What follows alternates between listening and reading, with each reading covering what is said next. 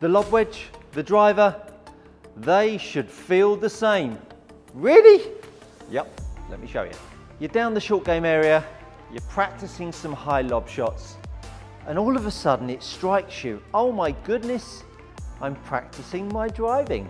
And when you're on the range hitting your driver, oh my God, I'm practicing some high lob shots.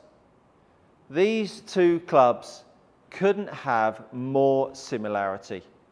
Something that maybe you've never thought about. Think about what we're trying to do when we're trying to hit a high lob shot. Now, it's not a shot that many people are very good at. I hear you cry, and not a lot of people are good at hitting driver either. Oh my goodness, the similarities are starting to hit me. When you hit a high lob shot, you are having to do a few things. First of all, you need to make sure the lie is good.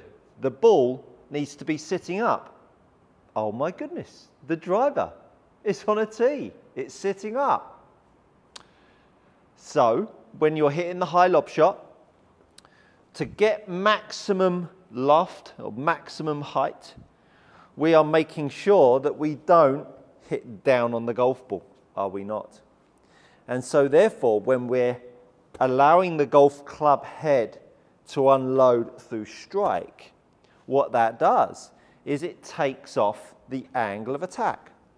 So the more I make the golf club unload, as I strike, the more loft and elevation I have on the shot. So you can see that shot there had an angle of attack of precisely -1 down. Now the better the ball is lying, and I will exaggerate the point and pop this golf ball on a tee peg. I then hit the lob shot, I unload the golf club even more, and then all of a sudden, I can really, great at football, not, I can then really improve the angle of attack. So when you think about golfers historically not being able to create an angle of attack, if you've seen my recent video, Driver Basics, you will understand that most golfers, when they're thinking about creating angle of attack, they are thinking about, and I'll put it on the tee just for demonstration. When golfers have thought about hitting up on the ball, they have thought about left shoulder up, handle up, spine back, hitting up, which is why the club bottoms out back here. If that is the way golfers think about hitting up on a golf ball, and we appreciate that the good lie gives us the opportunity to take away the angle of attack, which I just demonstrated with the last lob shot. And they understand that I don't want too much angle of attack because hitting down takes the ball flight away. All of a sudden, that's not going to end well, which is why invariably, whenever someone is trying to hit a high lob shot, they invariably either top it or, you guessed it, hit it straight in the guts and the thing goes miles over the back of the green. So what we need to understand, that if you were to tee up the golf ball and you were to start to get your lob wedge out and start to work on feeling how the energy transfer in the handle from the pull phase to the swing phase gives you the angle of attack that you're looking for, and I did cleanly thin that one. Let's try that again. We allow the angle of attack to unload, and then we whip underneath it.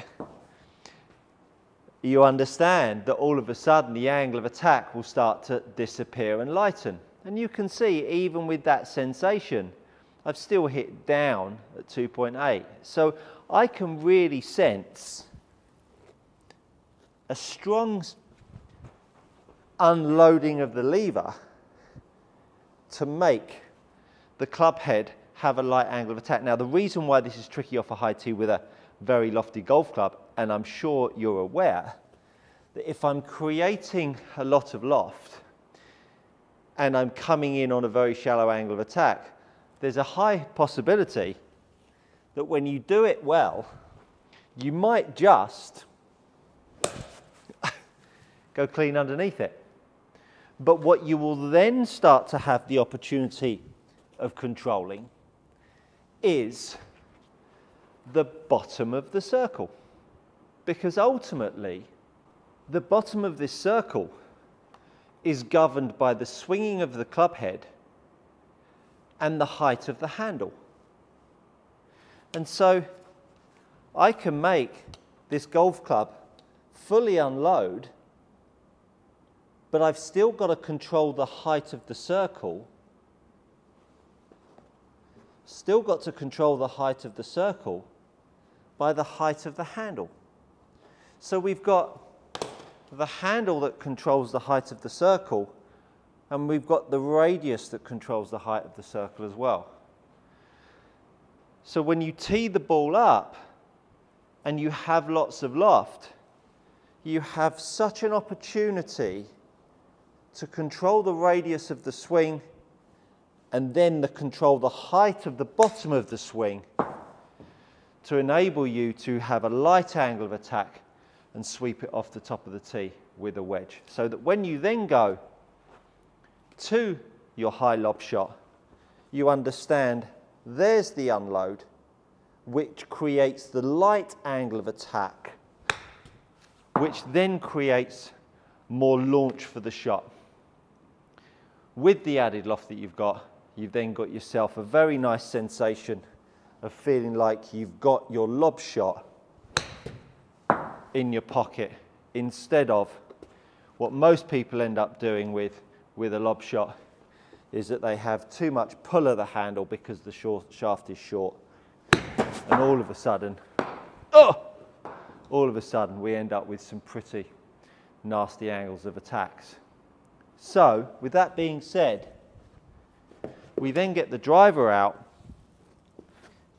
So after you've been practicing that with your lob wedge and you've been hitting some high lobbers, it's exactly the same gig that we're trying to feel how this energy transfer occurs down at strike, which allows you to then hit up and hit a draw. If you're tired of paying too much for premium leather golf gloves, do head over and check out my channel sponsor, GX Golf Gloves. These gloves are trusted by elite, amateurs and tour players alike. Use my code GOODCOACHING to receive 10% on your next order. So the detail between driver and a high lob shot, and that also goes for your bunker play. Your bunker play is exactly the same. You need to control your angle of attack by using your levers well. And we use our levers well by the energy transfer in the golf shot, which gives you that angle of attack, which is crucial for driving, which is crucial for high lob shots, and everything in between of all of the pitch shots, all of the fairway shots, and all of your iron shots. So get yourself down the short game area, get your lob wedge out, start flicking them off a high tee, working on those sensations, and I think you'll find the old big dog might start working out a little bit better. Thanks for stopping by. That, my friends, you've guessed it, is good coaching.